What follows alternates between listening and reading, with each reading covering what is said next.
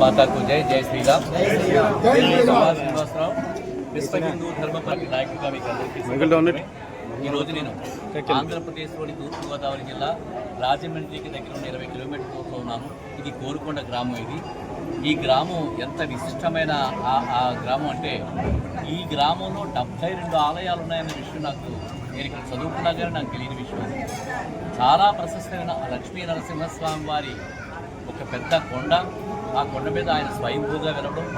ఇదే ప్రాంతంలో main road మీద శ్రీవల్లి దేవసేన సమేత మయూర వాహనుడైన సుబ్రహ్మణ్యేశ్వర స్వామి వారు సాక్షాత్తు సర్పరూపంలో ఆయన దర్శనాన్ని ఇవ్వడమే కాకుండా గురువై ఉన్నారు. ఆయన నేను చదువుకునే రోజుల్లో నేను కాలేజీకి వెళ్తూ స్వామివారిని దర్శించుకునేటప్పుడు ఆ స్వామివారి యొక్క కోసం కూడా నేను చాలాసార్లు ప్రజలను అందరినీ ఆశీర్వదిస్తూ చాలా సంవత్సరాలుగా వైభవంగా ప్రకాశిస్తున్నారు. అటువంటి పుణ్యక్షేత్రంలో నేను మొన్న నూతన ఆలయ నిర్మాణం చేపట్టినప్పుడు నేను ఆలయ ప్రతిష్టాపన కార్యక్రమానికి వచ్చి అన్నదానానికి 2 లక్షల రూపాయలు విరాళం ఇవ్వడమే కాకుండా ఆ రోజు నేను 25 లక్షలతోటి స్వామివారి చేతిలో ఉండే వేలాయుధం తయారు చేస్తానని చెప్పి ఆ రోజు ప్రకటించడం జరిగింది. వెంటనే కటకం చలం గారికి 1 లక్ష రూపాయలు, ఆయన మాజీ సర్పంచ్ అయినా ఆయనకి 1 లక్ష రూపాయలు చెక్ ఇచ్చారు. 1 తులం బంగారం పట్టుకొచ్చారు. అప్పుడు నిన్న అంటే 25వ తారీఖు నవంబర్ 2025 నిన్న మంగళవారం నాడు నిన్న రాజమండ్రి వెళ్ళి ఈ ఆలయ కమిటీ సభ్యులు ఎవరైతే ఉన్నారో వారందరూ ప్రధాన సభ్యులు అందరూ బాబ్జీ గారు, అలాగే కాశీ గారు లాంటి ప్రముఖులు ఎవరైతే ఉన్నారో వారందరితో కలిసి ప్రసాద్ గారు వీళ్ళందరూ కలిసి నేను ఎవరి పేరున చెప్పుకుని మర్చిపోతే క్షమించాల్సింది. రెడ్డి గారు దొరికారు. వీళ్ళందరితో పాటు కలిసి వెళ్ళి రాజమండ్రి వెళ్ళి భీమా జ్యువెలరీస్లో మా స్టాఫ్ ఇంకా మా కార్యకర్తలు ఇంకో 4 గ్రాములు కూడా తీసుకున్నారట. 100 గ్రాములు బంగారం అంటే 10 తులాల బంగారం తీసుకున్నారు. నేను భీమా జ్యువెలరీస్ తీసుకున్నాను. మానవుడి యొక్క గమనం గ్రహాల నుంచి నుంచి ఉంటే శక్తి వీటి యొక్క కలయిక మీద ఎంతో అధ్యయనం చేస్తారు రీసెర్చ్లో. ఈ అధ్యాయాన్ని అంతా సాధించిన వాళ్ళ మన మునీశ్వరుడు. అయితే మన శాస్త్ర విజ్ఞానం ప్రపంచ దేశాలందరూ కూడా దుర్మార్గులు కొంతమంది నాశనం చేసి కనిపించడానికి చేశారు. అయితే ఎంత దాచినా సత్యం ఇప్పుడు బయటకునే వస్తుంది. అటువంటి ఈ తరంగాల యొక్క శక్తి, గ్రహాల యొక్క ప్రభావం మనుషుల మీద, ప్రాణుల మీద, వస్తువుల మీద ఎలా ఉంటుందో చెప్పడానికి ఒక శాస్త్రమే ఉంది. ఆ శాస్త్రాన్ని అర్థం చేసుకున్న జ్యువెలరీ షాప్ ఏదంటే భీమా జ్యువెలరీ షాప్. వాళ్ళు ఏం చేస్తారంటే తాడిబొట్టు తయారు చేసేటప్పుడు కూడా ఏ గ్రహానుకూలంగా ఏ సమయంలో దాన్ని తయారు చేయాలి, ఏ నవరత్నాల్ని బంగారంలో ఏ టైంలో పెట్టాలి అనే శాస్త్ర విజ్ఞానం వాళ్ళకి బాగా తెలిసిన విషయాన్ని నాకు తెలిసింది. అంతేకాకుండా ఆ భీమా జ్యువెలరీస్ అనేవాళ్ళు వాళ్ళ స్టాఫ్ను కూడా వాళ్ళ యొక్క షాప్లో నాన్ వెజిటేరియన్ తినడానికి అనుమతించడం అన్నమాట. మనం ఎన్నో పవిత్రమైన వస్తువులు కొనుక్కుంటాం. ఆ పవిత్రతను గుర్తించి ఎవరైతే పవిత్రంగా వాళ్ళు ఉంటారో వాళ్ళంటే నాకు చాలా ఇష్టం. మన సనాతన ధర్మాన్ని కాపాడుతున్న వాళ్ళంటే చాలా ఇష్టం.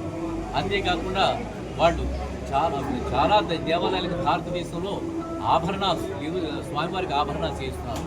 ఇవన్నీ దృష్టిలో పెట్టుకుని భీమా జ్యువెలరీస్లో నిన్న 100 గ్రాముల బంగారం తీసుకున్నాం. దాదాపుగా అది స్వచ్ఛమైన బంగారం కాబట్టి 13 లక్షల పైనే అయింది దానికి అది తీసుకోవడానికి. అది 8 గ్రాముల రూపంలో ఉండి మీరు ఇక్కడ చూడొచ్చు. మీకు ప్రదర్శనకి మీకు ఏర్పాటు చేయడం జరిగింది. ఇది 100 గ్రాముల బంగారం. కటకం చలంగారి దగ్గర 1 తులం బంగారం ఉంది. ఇది కాకుండా డిసెంబర్ మొదటి వారంలో ఇంకో 11 తులాల బంగారం కూడా తీసుకుని 22 తులాల స్వచ్ఛమైన బంగారంతో దానికి అవసరమైన లోహం కలిపి ఈ రూపంలో తయారు చేస్తారు. దీనికి లోహం కలిపి 25 తులాలతో 25 లక్షల పై మాటగానే అవుతుంది.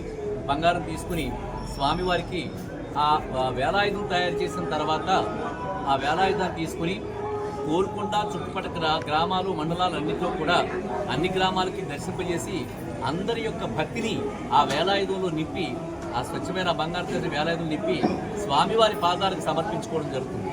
ఇది నిజంగా ఎంతో శక్తిదాయకమైన భావంతో కూడిన, భక్తితో కూడిన ఒక ప్రత్యేకమైన ఒక విధానం. ఈ విధానాన్ని అనుసరిస్తూ చాలా తొందరలోనే అంటే సంక్రాంతికి ముందుగానే స్వామివారికి ఈ వేలాయుధం సమర్పించుకునే కార్యక్రమం చేపట్టాం.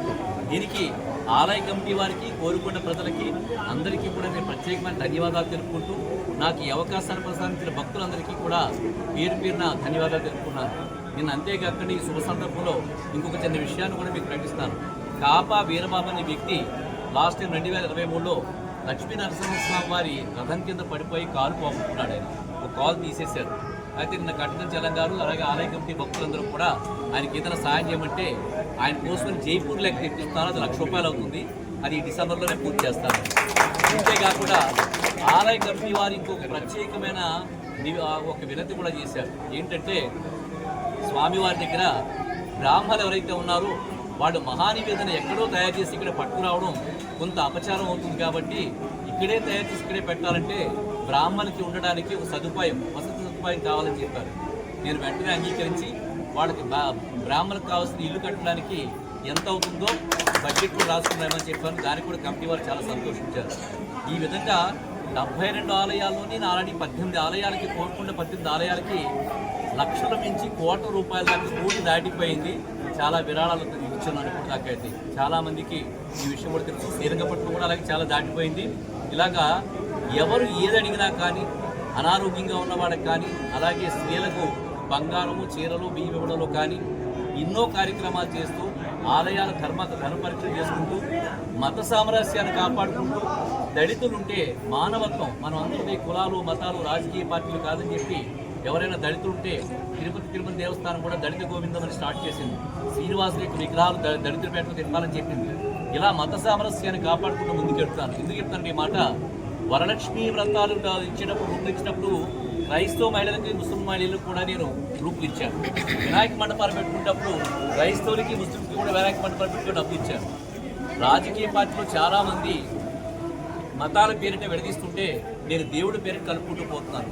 ఈ విధంగా నాకు ప్రజలందరూ అవకాశం ఇచ్చిన అందరికీ ధన్యవాదాలు తెలుపుకుంటూ ఈ సుబ్రహ్మణ్య షష్ఠి సందర్భంగా శ్రీవల్లి దేవసేన సమేత మయూరవాహనుడి సుబ్రహ్మణ్య స్వామి వారి కరుణాకటాక్షాలు ప్రజలందరిపైన, దర్శించుకున్న భక్తులందరిపైన కూడా కలగాలని చెప్పి మనస్ఫూర్తిగా కోరుకుంటూ me print media, electronic media జర్నలిస్టులకి, పత్రికా యాజమాన్యానికి, సాంకేతిక నిపుణులకి, కెమెరామెన్ల అందరికీ ధన్యవాదాలు తెలుపుకుంటూ పోలీస్ డిపార్ట్మెంట్ వారికి ప్రత్యేకమైన ధన్యవాదాలు తెలుపుకుంటున్నాను. రాత్రి నాగార్జున గారు మాకు చాలా సహాయం చేశారు.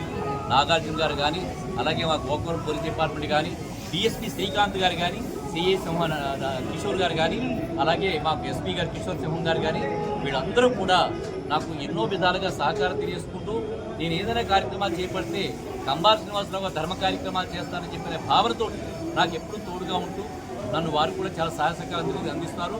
పోలీస్ డిపార్ట్మెంట్ వారికి ప్రత్యేకమైన ధన్యవాదాలు మీ పత్రికా ముఖ్యంగా తెలియజేసుకున్నాను అందరికీ. అలాగే ఆలయ కమిటీకి నిర్వహిస్తున్న ఎవరైతే వాలంటీర్లు ఉన్నారో, ఆడపిల్లలు ఉన్నారో, ఎవరైతే దీనికైతే సహాయం, ఈ బంగారు నాణాలు చూపించడానికి ఎవరైతే సహాయం చేస్తున్నారో వీళ్ళందరికీ కూడా పేరు పేరు ధన్యవాదాలు తెలుపుకుంటూ, ఎలక్ట్రీషియన్కి అలాగే కష్టపడి పనిచేస్తున్న ప్రతి కార్మికుడికి కూడా నేను ప్రత్యేకమైన ధన్యవాదాలు తెలుపుకున్నానమ్మా. మన అందరి యొక్క బాధ్యత. ప్రతి ఇటుక ఉంటేనే గుడి అవుతుంది. ఒక్క ఇటుకలేంత మాత్రం గుడి ఉండదా అని చెప్పినట్టు తప్పగా భావనది. అందువల్ల మనం అందరం కూడా ఎవరు గొప్ప తక్కువ కాదు, మన అందరం కూడా భగవద్భక్తులు. మనం అందరం కలిసి కుటుంబంగా బ్రతుకుతాం. హిందూ ధర్మాన్ని కాపాడుకుందాం, భారతదేశాన్ని రక్షించుకుందాం. భారత్ మాతాకి